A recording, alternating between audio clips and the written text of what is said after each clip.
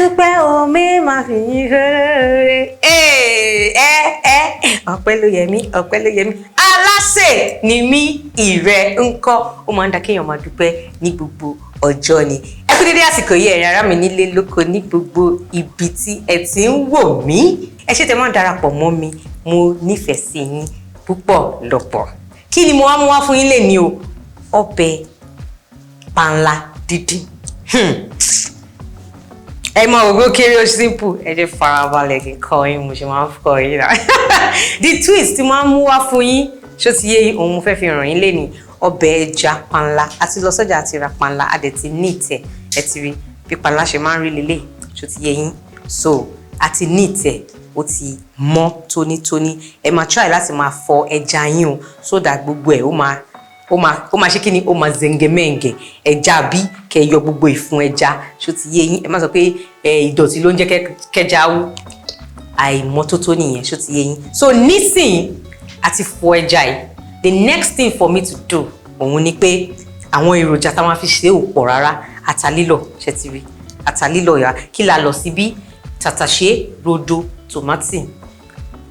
Èmi òun like máa lo báwà nínú ọbẹ̀ because ó máa ń jẹ́ báwà máa ń jẹ́ kí ọbẹ̀ kọ̀ tìpọ̀tìpọ̀, but if you like it you can do you ṣó ti yé yín. So nǹkan tèmi lọ sí bíbá nìyẹn and mo ti bọ̀ tí bá ti lọ ata dé ẹ lọ sínú channel mi máa rí bí mo ṣe kọ́ yín ní pepper mix, how to preserve your pepper mix. Tí bá ti lọ ata dé mo máa ń bọ̀ máa tọ́jú ẹ̀ ó ti yé yín. Tó bá dẹ̀ jẹ́ ẹsẹ̀kẹsẹ̀ náà mo fẹ́ lò mo máa bọ̀ ná kẹ́ tó fi ṣe nǹkan. Ẹ má máa sáré dé pé ẹ kò dá ẹ ṣe kíní kò ní fún yín ní that nice taste. Ẹ máa make sure pé ẹ ń bọ̀ ata yín, ẹ bọ̀ dáadáa ó kí dáadáa. So eléyìí nsìn ó ti wà ní bíbọ̀. So ata lílọ̀ mi tí mo ti bọ̀ lélẹ̀. Alubosa ni wọ́n tó bá mọ̀ mí dáadáa ó mọ̀ pé mo fẹ́ràn àlùbọ́sà dáadáa. So mo ti lọ àlùbọ́sà yìí, mo ti lọ àlùbọ́sà nìkan ló wà ń bẹ̀. Then Isebe, Adun Obe, curry àti thyme. Ororo rè ọbẹ̀ ẹja dídì panla ṣó ti yé yín òun ni a fẹ́ ṣe. So òróró la máa fi dín. Ẹ jẹ́ ká má dín iná pẹ̀lú kíákíá. Kí ni àwọn nǹkan tí mo kọ́kọ́ fẹ́ ṣe? Ní báyìí mo fẹ́ kọ́kọ́ season ẹja yìí.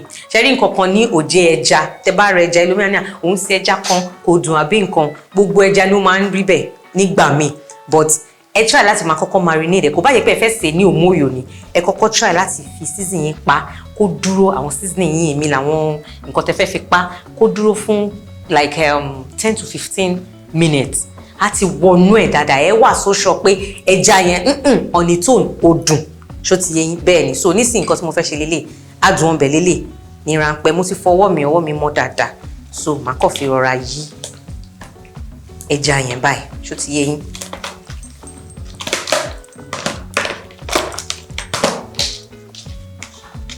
Ẹ má jẹ́ kó já o, dídín ni a fẹ́ ṣe.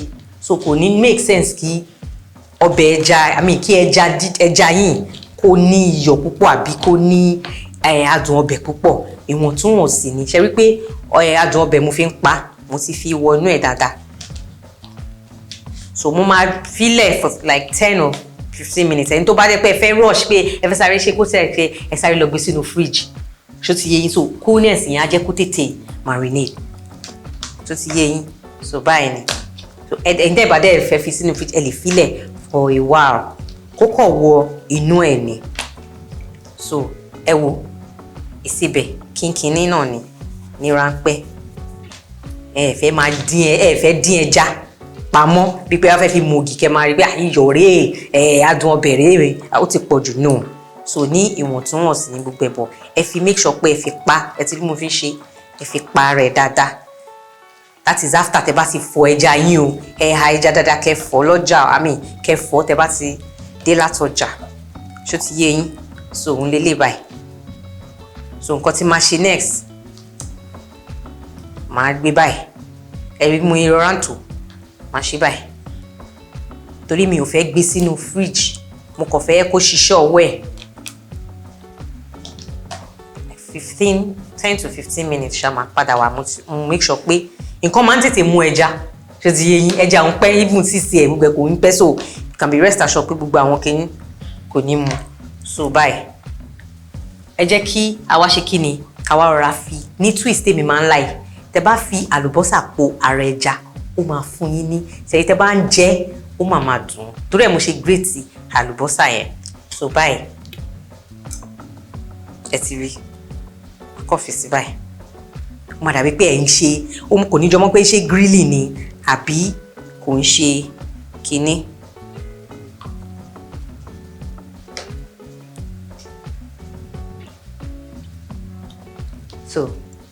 so ẹ ti rí pé mo ti rọra fi àlùbọ́sà pa ara ẹ̀ báyìí so àlùbọ́sà adùn ọbẹ̀ ìsebẹ̀ òun ni mo fi pa ara ẹja ẹ make sure pé àlùbọ́sà yín ẹ wà ní lílọ̀ bí mo ṣe ṣe tèmi ìwọ tó bá dẹ̀ máa ń go as far as using what's it called ginger and garlic tẹ́ bá fẹ́ ṣe ẹ lè fi pa báyìí no but yẹn máa ń fine tó bá pẹ́ fẹ́ grill ẹja but anyway you can do you so ní báyìí máa gbé I'll set it aside ṣóyè yín máa rọra gbé sẹ́gbẹ̀ẹ́ fún like 10 minutes tó bá sì ṣe pé kínní a máa wá padà wá máa wá kọ́ yín ní next thing ọbẹ̀ ẹja panla see you in a jiffy.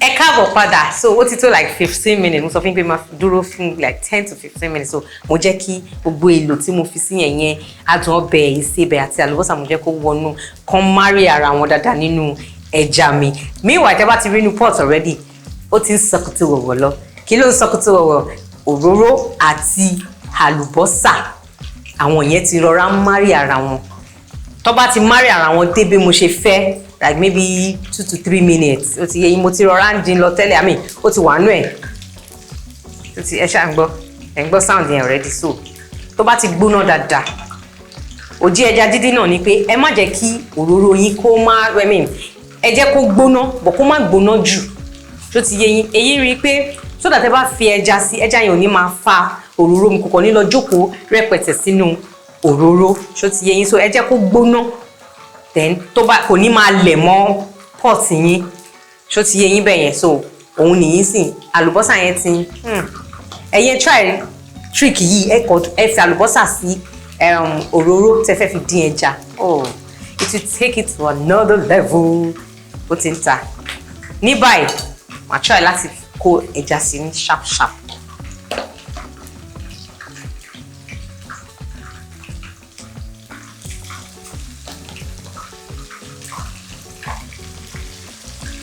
nínú gbogbo oúnjẹ process of making food Alase ni mi ẹ jẹ́ kí n fún yín nìkan mi like máa dín nǹkan máa dín ẹran ẹja màmá sún sẹ́yìn ni that's not to say pé màá sá kúrò ní kitchen but mi like máa dín nǹkan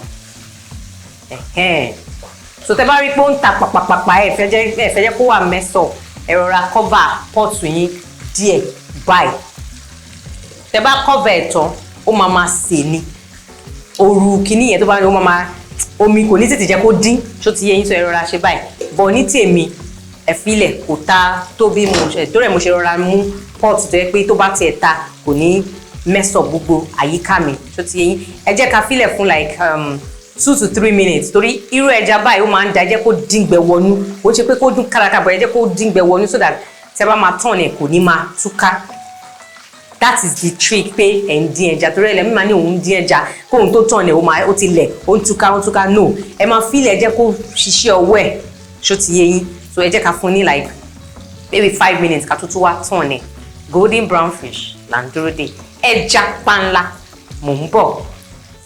Okay, ó ti tó like 5 to 6 minutes nsìn ẹ ti rí ẹ̀rí reason tí mo sọ fún yín pé ẹ filẹ̀ kó brown ní apá kan dáadáa so that ẹ lè rí yí dáadáa ẹ ti rí kò dẹ̀ tún gbọdọ̀ jóná o ṣóyè wetin be this one like this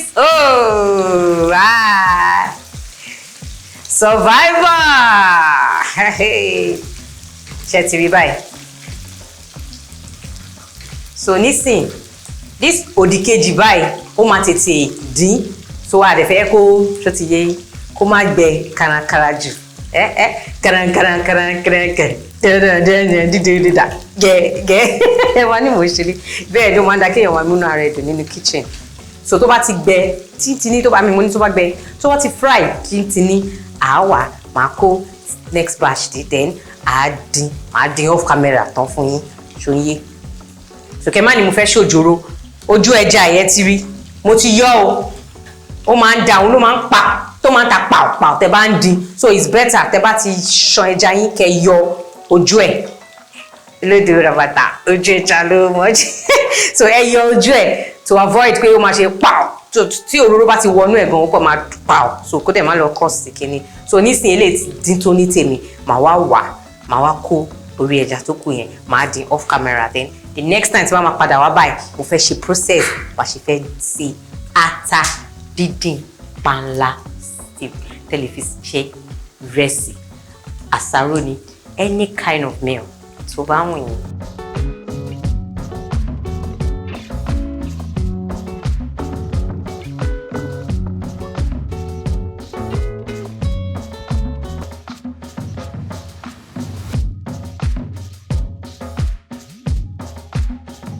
So ẹ ti rí pé mo ti wá ẹja mi mo ti dín bẹ́ẹ̀ mi ṣe láìkí ẹja mi máa rí lélẹ̀ ouch ó gbóná ẹ ti rí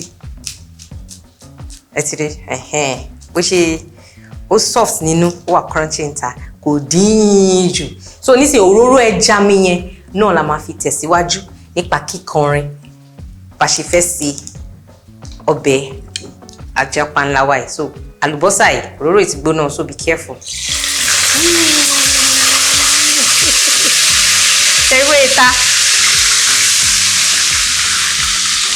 So that's it. So ẹ jẹ́ kó kó tún sauté sí ẹ mọ̀ pé a ti fi àlùbọ́sà sínú òróró yẹn gbà tá à ń dín ẹja so that's it. Ẹ̀yin tẹ́ bá ń ṣe fit fry má kàn for me o ọbẹ̀ ẹja dídín àbí ẹran dídín ó máa ń gba ọ̀pọ̀lọpọ̀ òróró òun lè máa fi like lẹ́yìn tẹ́ bá ń gbọ́ look and feel ó lè máa fi dùn dáadáa exactly so ẹ jẹ́ kó dín díẹ̀ mọ́ra wọn kó fún mi ní flavour yẹn that tasty yummy flavour so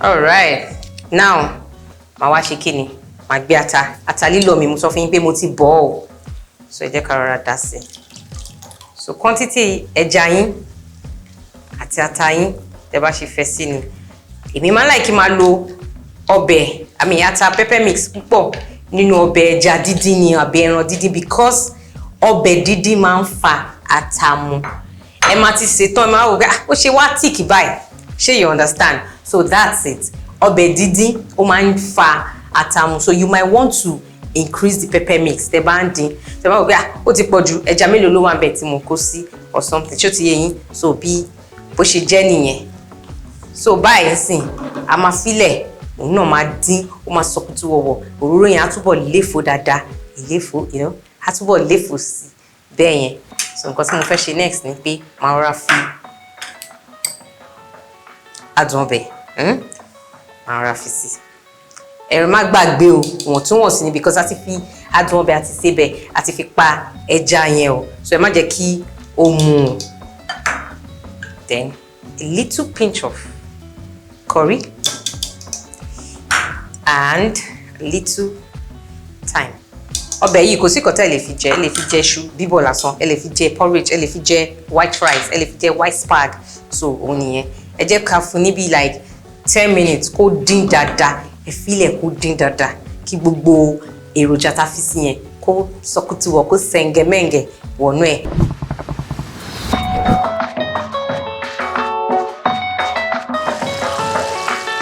ṣé ti rí tata yín tó bá ti léfò ẹ ti mọ̀ pé yes ọbẹ̀ yín ó ti dín ẹ wá keep stirring it wow ọmọ ó sọkútù wọ̀wọ̀ sọkúsọkú sọkútù wọ̀wọ̀ sọkúsọkú sọkútù wọ̀wọ̀ sọkúsọkú so ẹ jẹ́ ká rọra mú ẹja wa ká rọra kó sí ṣóyé ṣóyé kébù ṣóyé kébù ṣóyé kébù ṣóyé kébù.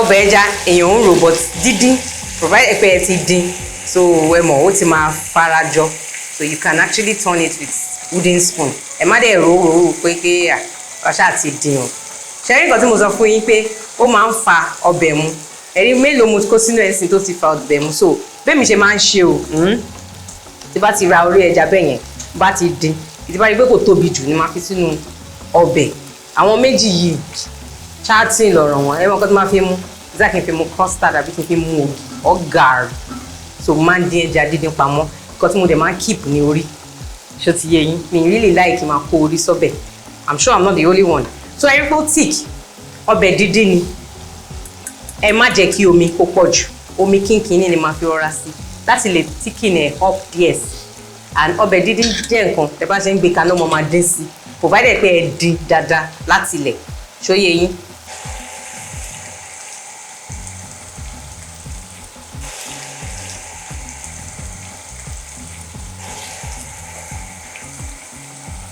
so ẹ kàn máa fún ní cover fún like maybe just 1 to 2 minutes kọ́kọ́ fi marry ara wọn kọ́ sẹ́ngẹ̀mẹ́ngẹ̀ wọnú ara wọn by then ọbẹ̀ panla stew wà tó jẹ́ ọbẹ̀ díndín tẹ̀lé fi jẹ́ anything ó ti ṣe kí ni ó ti ready try it and enjoy.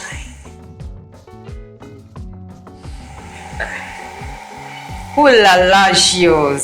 Ó tójọ́ mẹ́ta ó tójọ́ mẹ́ta okay ó ti jiná so mo fẹ́ paná díẹ̀ tó yẹ yín ẹ̀yin bó ṣe ọmọ dín lọ ṣẹ́rọ mi tí mo bù sí náà ọbẹ̀ dídín nìyẹn bó ṣe rí ń tiẹ̀ nìyẹn so that's it that's basically how you prepare your ẹja panla stew.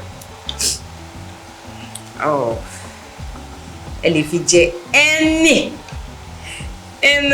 at all.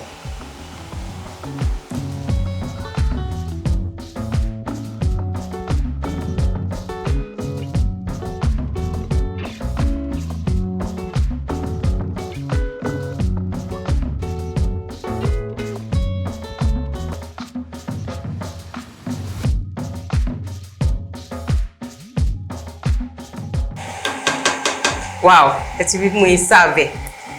So you can pair this with any oúnjẹ of your choice. Bó jẹ́ ẹ̀bà ni, bó jẹ́ àmàlà ni. Ẹ bá ti fi kẹ́ fi ọbẹ̀ ẹyọ yín yẹn sí lórí. Tó bá dẹ̀ jẹ́ pé bóyá rice ni, white rice, white spice, you know, kí lẹ máa wish láti fi jẹ. Ẹ jẹ́ kí n gbọ́ nínú comment section. Let me just taste this because mo kọ ra bu ele fún, you know. Àmọ́ ní láti ẹ jẹ́ ká kẹ́rí so that ó máa look very appealing fún yín. Ṣó ti yé yín so òun lélẹ̀ èmi fẹ́ fi tèmi jẹ mo ní sọ fún yín kí lẹ́yìn máa fi jẹ ti yín ẹ sọ fún mi nínú comment section why try the maybe jẹ tèmi ṣá or anyways so ó tójọ́ mẹ́ta ooo Alase Nimi ẹ jẹ́ ká ríra next time.